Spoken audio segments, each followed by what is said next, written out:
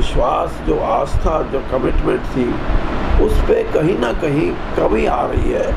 और ये हमारे सबको बैठ के सोचने का है कि हमारा जो प्रजातंत्र है, डेमोक्रेसी, पार्लियामेंट्री डेमोक्रेसी है, उसको मजबूती देंगे तो देश इतना बड़ा मुल्क, वो अभी कॉमनवेल्थ गेम्स हो रहे हैं, हम 3 गोल्ड मेडल लेके अखबारों में बड़ी बड़ी खबरें छापते हैं। छोटे छोटे देश, क्या देश हैं वो, उनमें किसी में 20 लाख की आबादी है, किसी में 7 लाख की आबादी है, किसी में 2.25 करोड़ की आबादी है।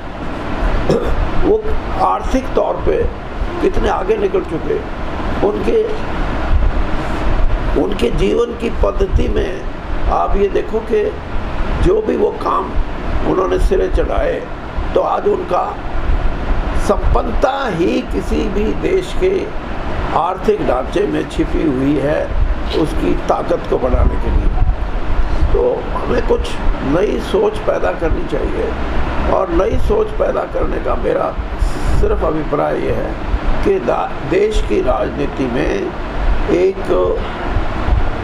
जिसको हम स्वच्छता कहते हैं, देश की राजनीति में जिसमें हम लोगों के प्रति अपनी देनदारी कहते हैं कि हमें लोगों ने कुछ दिया तो हम भी उनके लिए कुछ करें, ये भावना की आवश्यकता है, ताकि जो युवा पीढ़ी है उसका फिर से विश्वास देश की प्रजातांत्रिक जो ढांचा है उसमें दोबारा से वो विश्वास फिर उतनी ही शिद्दत से कायम हो जितना कि हम सोचते हैं। ये कुछ ऐसी चीज़ें हैं जिनको हमारे को चिंतन करने की ज़रूरत है, और ये चिंतन जब हम कर लेंगे तो आपको भी और हमारे को भी ये लगेगा कि हम सही दिशा में चलें। अब आपने कुलदीप बिश्नोई की बात की, यानी कुलदीप बिश्नोई बीजेपी में आता है, क्या होगा, ये सवाल नहीं है। ये सवाल ये है कि कुलदीप बिश्नोई को किन कारणों से कांग्रेस छोड़ के बीजेपी की तरफ आना पड़ा। क्या हम अपने स्वार्थ की राजनीति के तहत ही अपने फैसले लेंगे, या लोगों के प्रति हमारा जो कर्तव्य है उसको देख के हम फैसले लेंगे। ये ज़रूरी नहीं होता कि आप सत्ता में हो तो लोगों की सेवा ज़्यादा कर सकते हो, नहीं। सत्ता से बाहर भी कोई नेता है, अगर उसकी कमिटमेंट है कि मैं लोगों की लड़ाई लड़ूं, तो वो सबसे बड़ी सेवा है। लेकिन लड़ाई क्यों नहीं लड़ी जाती कई बार? अपना स्वार्थ कि कहीं अपने स्वार्थ में ईडी, सीबीआई, फलाना, ये वो, ये सारी बातें। इसीलिए मैं कह रहा हूँ कि जो आवाज़ मैंने खुद देखा, मेरा 50 साल का राजनीतिक जीवन है।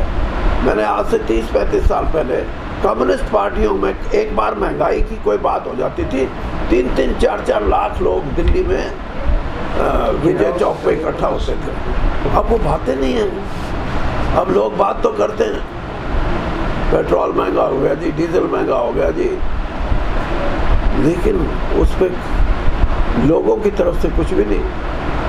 राजनेता सिर्फ अपनी राजनीति के लिए कहें, ठीक है, उनका तो हक बनता है आवाज़ उठाने का, लेकिन उसी आवाज़ के साथ देश की जनता उठे तो क्या कोई सरकार उसका संज्ञान नहीं लेगी?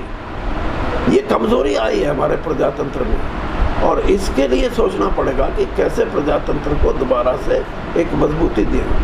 सर, अभी चिंतन की बात कर रहे थे, चिंतन शिविर बीजेपी का भी हुआ था। आपने कहा कि बीजेपी खुद इतनी बड़ी पार्टी है, गठबंधन की आवश्यकता नहीं है।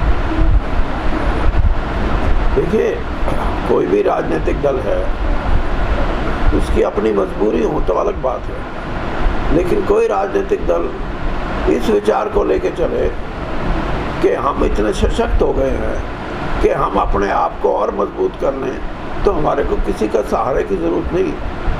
और ये हर राजनीतिक दल की सोच होती है, और इस सोच का मतलब ये है कि प्रजातंत्र में आपने देखा 24 साल तक निरंतर, 1989 के बाद, बल्कि 1989 भी मैं नहीं कहूँगा, 1989 के बाद 2014 तक इस देश की पार्लियामेंट में हंग पार्लियामेंट आई, लोकसभा, और हंग पार्लियामेंट में सरकारें तो बनी, गठजोड़ से बनी है, लेकिन जो प्रगति की जो रफ्तार है वो कहीं ना कहीं धीमी पड़ जाती है, क्योंकि हर राजनीतिक दल जो किसी न किसी तरीके से उस गठबंधन में है, उसके निहित स्वार्थ अलग होते हैं, दूसरे की सोच अलग होती है, तीसरे की अलग होती है। हरियाणा की राजनीति में मैं इसीलिए कहता हूँ कि भारतीय जनता पार्टी आज उस स्थिति में है, ठीक है 8 साल पहले नहीं थी, लेकिन आज उस स्थिति में है कि उसने अपनी जगह, अपना बेस, अपना जो जनाधार है उसको बढ़ाया है, और वो खुद अब ये सोच उनको की आप बात कर रहे थे, दादा गौतम वो भी कहते हैं कि कई बार आरोप लगाते हैं मुख्यमंत्री पे गए क्लाइजिंग इस तरह की चीज़ें, तो क्या नेता अब इस लेवल पे चले गए कि सिर्फ निजी ही विचारधारा से चलेंगे?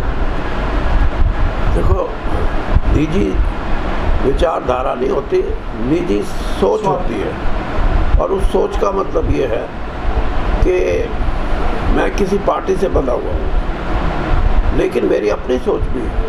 मैं ये कहता हूँ कि एंटी डिफेक्शन जो लॉ है उसमें भी सुधारों की ज़रूरत है। मैं अपनी आज़ादी को अपनी पार्टी के ऊपर अपनी बलि नहीं चढ़ा सकता, अपनी आज़ादी की, और इसीलिए ये बात अब उठने लगी है। जिस तरह पार्टियाँ टूट रही हैं, या पार्टियाँ जो दल बदल कर रही हैं, या पार्टियों की सोच में जो पार्टी का बॉसिज्म हावी होता है, ये सारी चीज़ें इस बात की तरफ इशारा करती हैं कि एंटी डिफेक्शन लॉ, क्या बोलते हैं हिंदी में, दल बदल कानून। हाँ, जो दल बदल कानून है उस पे एक विचार होना चाहिए कि किस हद तक हम व्यक्ति विशेष की जो जनप्रतिनिधि है उसकी आज़ादी को, उसके विचारों को सुरक्षित रख के पार्टी डिसिप्लिन में रहने की बात हो। ये नहीं कि पार्टी ही सब कुछ हो, आदमी के अपने विचार भी बहुत होते हैं। ये कांग्रेस की सर चिंतन शिविर को भूपेंद्र हुड्डा भी लगा रहे हैं, और अब कमान भी कांग्रेस की हुड्डा के हाथ में ही है लगभग, तो क्या लगता है क्या भविष्य रहेगा कांग्रेस? कांग्रेस, देखो कांग्रेस का ऐसा है कि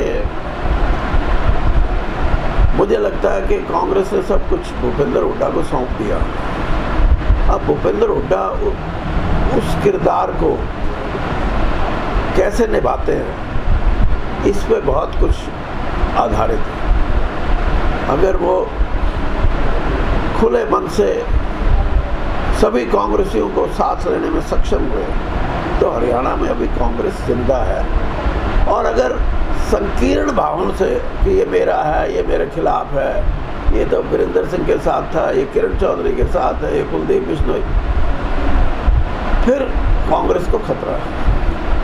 अभी जो राज्यसभा चुनाव हुए थे, अजय माकन की हार हुई थी, उसमें सीधा भूपेंद्र हुड्डा को ही दोषी कांग्रेस वाले ठहरा रहे हैं। देखिए, इसका तो अब उनकी पार्टी का मामला है, हम उसमें कुछ बोलना मेरा उचित नहीं, किसने क्या किया क्या नहीं किया। तो वो सबसे बड़ी सेवा है, लेकिन लड़ाई क्यों नहीं लड़ी जाती कई बार? अपना स्वार्थ है कि कहीं अपने स्वार्थ में ईडी, सीबीआई, फलाना, ये वो, ये सारी बातें। इसीलिए मैं कह रहा हूँ कि जो आवाज़ मैंने खुद देखा, मेरा 50 साल का राजनीतिक जीवन है, मैंने आज से 30-35 साल पहले कम्युनिस्ट पार्टियों में एक बार महंगाई की कोई बात हो जाती थी, 3-3, 4-4 लाख लोग दिल्ली में विजय चौक पे इकट्ठा होते थे। अब वो बातें नहीं हैं। अब लोग बात तो करते हैं, पेट्रोल महंगा हो गया जी, डीजल महंगा हो गया जी, लेकिन उस पर लोगों की तरफ से कुछ भी नहीं। राजनेता सिर्फ अपनी राजनीति के लिए कहें, ठीक है, उनका तो हक बनता है आवाज़ उठाने का, लेकिन उसी आवाज़ के साथ देश की जनता उठे तो क्या कोई सरकार उसका संज्ञान नहीं लेगी? ये कमज़ोरी आई है हमारे प्रजातंत्र में, और इसके लिए सोचना पड़ेगा कि कैसे प्रजातंत्र को दोबारा से एक मजबूती दें।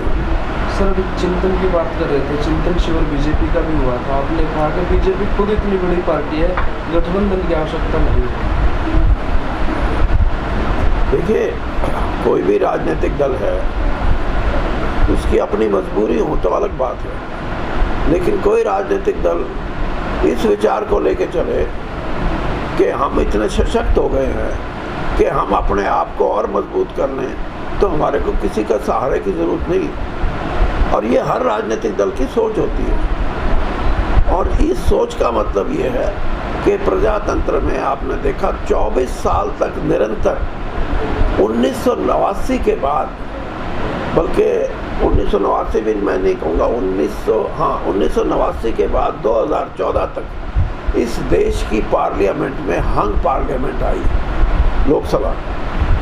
और हंग पार्लियामेंट में सरकारें तो बनी, गठजोड़ से बनी है, लेकिन जो प्रगति की जो रफ्तार है वो कहीं ना कहीं धीमी पड़ जाती है, क्योंकि हर राजनीतिक दल जो किसी न किसी तरीके से उस गठबंधन में है, उसके नियत स्वार्थ अलग होते हैं, दूसरे की सोच अलग होती है, तीसरे की अलग होती है।